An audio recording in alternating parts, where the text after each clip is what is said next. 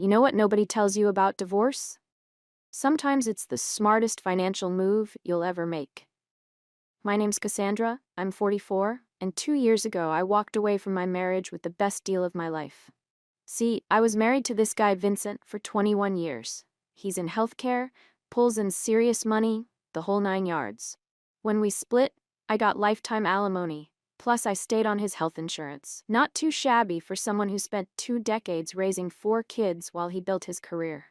Vincent works constantly, 70-hour weeks, always on call, always stressed about some crisis at work. During our marriage, I basically felt like a single mom anyway. He'd miss family dinners, skip the kids' games, cancel date nights because of emergencies. At least now I get the financial benefits without dealing with his workaholic drama.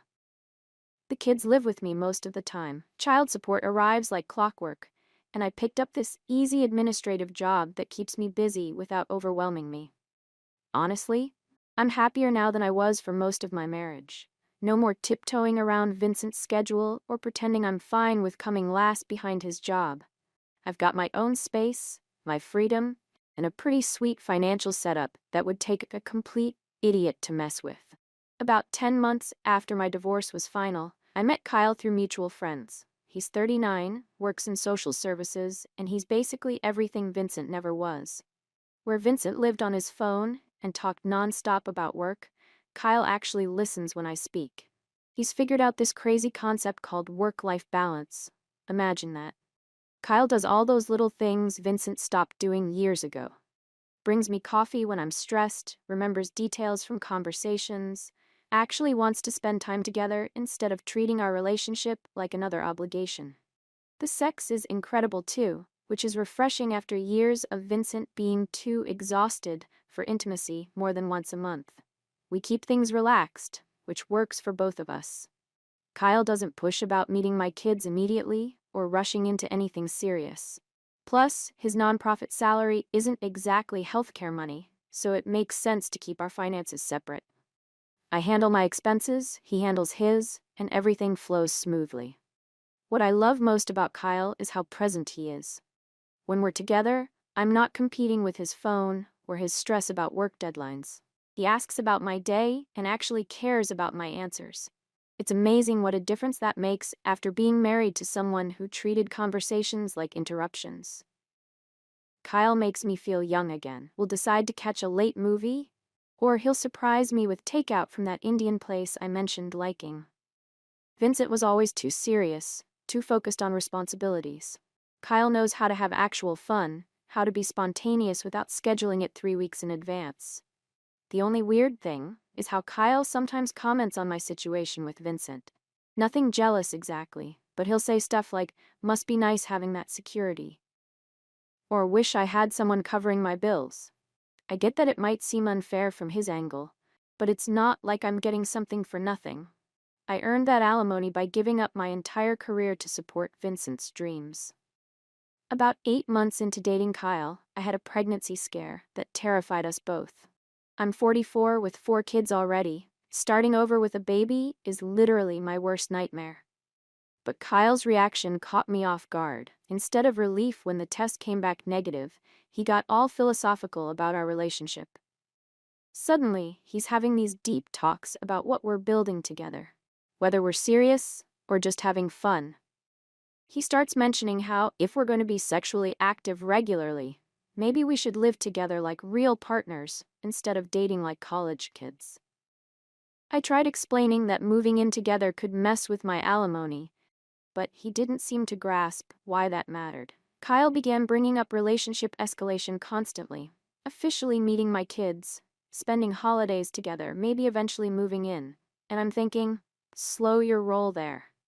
I've been divorced 2 years, I'm finally stable, and I'm not about to rush into anything that could jeopardize my financial security. Here's the thing Kyle didn't understand. His salary is decent for what he does, but it's nowhere near enough to support me and 4 kids if my alimony disappeared. Moving in with him would definitely raise flags with the court system. They'd see that as me receiving support from another source, which could reduce or eliminate what Vincent pays. I tried explaining this practical reality, but Kyle took it personally. He thought I was saying he wasn't successful enough, which wasn't my point at all. I was just being smart about protecting my kids and myself. But Kyle started making comments about how I seemed more committed to Vincent's money than to our actual relationship. Then one random Tuesday night, Kyle completely blindsided me with a proposal. We're sitting on my couch after dinner, and suddenly he's pulling out this ring, talking about building a real life together, how he loves me, wants to help raise my kids, all this romantic stuff that honestly freaked me out. I had to turn him down. I tried being gentle, explaining that it wasn't about my feelings, it was about reality. If I remarry, everything stops. No more alimony, no more health insurance, and I'd be completely dependent on Kyle's nonprofit income to support a family of 6. That's not realistic. That's financial suicide. Kyle didn't handle rejection well. He said I was choosing money over love, which is such bullshit. It's not about choosing money over love. It's about choosing security over fantasy. I have responsibilities that go way beyond my personal happiness. I kept trying to make him understand this wasn't personal, but Kyle couldn't get past feeling rejected. He started making these passive-aggressive digs about my priorities, suggesting maybe I should get back with Vincent if money was all I cared about. It was so unfair. Vincent and I divorced for real reasons. And being smart about the financial settlement doesn't mean I want that marriage back. Things got tense between us fast. Kyle stopped calling as much, acted distant during our time together, and I could feel him pulling away emotionally. Every conversation somehow circled back to the proposal and my rejection, like he was stuck on repeat. Kyle started comparing our relationship to my marriage with Vincent, which was completely inappropriate. He'd make comments like, "Vincent was obviously worth the sacrifice," or, "Maybe you need to figure out what you actually want." Like he was trying to guilt me for being practical about my finances. After 2 months of this passive-aggressive bullshit, Kyle gave me an ultimatum. Either we get married and take the next step, or we should stop wasting each other's time. When I explained again why marriage wasn't an option, he ended things. Just like that, 8 months gone because he couldn't understand basic financial planning. Maybe it was better this way. If Kyle couldn't support my need for stability, then he obviously wasn't the right guy. I need someone who gets that love doesn't pay mortgages and romantic gestures don't cover college tuition. 4 months after Kyle and I broke up, Vincent dropped a bomb that completely destroyed my world. He called to announce he's getting remarried. Remarried! To some young nurse from his work, who probably thinks his 70-hour weeks make him dedicated instead of absent. I couldn't process what I was hearing. This is the same man who told me he hated marriage, that it wasn't cost-effective to remarry just to get me off his health insurance. But apparently those principles evaporate when you meet Miss Perfect, who doesn't complain about never seeing your husband. This news obliterated my financial situation completely. The court order clearly states that both alimony and health benefits end if either Vincent or I remarries. 21 years of marriage, 4 kids. I sacrificed my entire career for his success, and now I'm getting screwed because he found someone who appreciates his workaholic tendencies. I called Vincent hoping to negotiate something, maybe delay the wedding until I could adjust, but he was actually smug about it.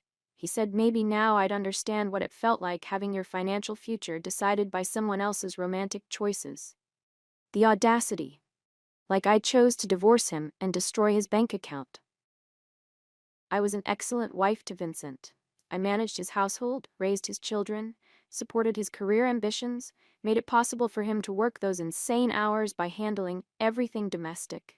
This is how he repays my sacrifice, by replacing me with some young nurse who thinks his absence makes him mysterious. The timeline is brutal. Vincent's marrying her in 10 weeks, which gives me exactly 10 weeks to figure out how to replace income I'm about to lose. My part-time administrative position barely covers gas and groceries. It was never meant to be primary income. Meanwhile, Kyle moved on immediately. I heard through friends he's dating someone from his office, some social worker, who apparently understands his values and lifestyle. Everyone keeps saying I should have accepted his proposal when I had the chance, that I created this mess by prioritizing money over love. But they don't understand my position. I was being responsible, protecting my children and myself. How could I predict Vincent would actually find someone willing to marry his absent ass? Kyle expected me to sacrifice everything on hope that his nonprofit salary could support 6 people. That's not love. That's stupidity. 8 months later, my entire existence has imploded. I had to find full-time work just to survive, and I'm paying marketplace health insurance that costs more than my old car payment. My oldest is looking at colleges, and I have zero idea how to help with tuition without alimony income. Vincent posts constantly on social media about his new wife doing family activities with my kids. Apparently she's amazing with them, and doesn't mind his late nights because she understands his important work. It's like watching someone else live in the life I built, except she gets the upgraded version of Vincent, who somehow learned work-life balance. Kyle has completely moved on, posting pictures with his new girlfriend at places we used to visit together. She looks carefree and happy, probably because she doesn't have 4 kids and a vindictive ex-husband complicating everything. Must be wonderful making romantic decisions without considering practical consequences. What really infuriates me is how everyone treats this like I caused my own downfall. Like I was wrong wanting financial security after sacrificing my career for family. Vincent gets his fairy tale with his young wife, Kyle gets to play victim rejected by a materialistic woman, and I'm painted as the villain who chose money over love. But what about my sacrifices? The career I abandoned, opportunities I missed, 21 years building someone else's life? I refuse to take blame for this disaster. I made the smartest decisions possible with available information.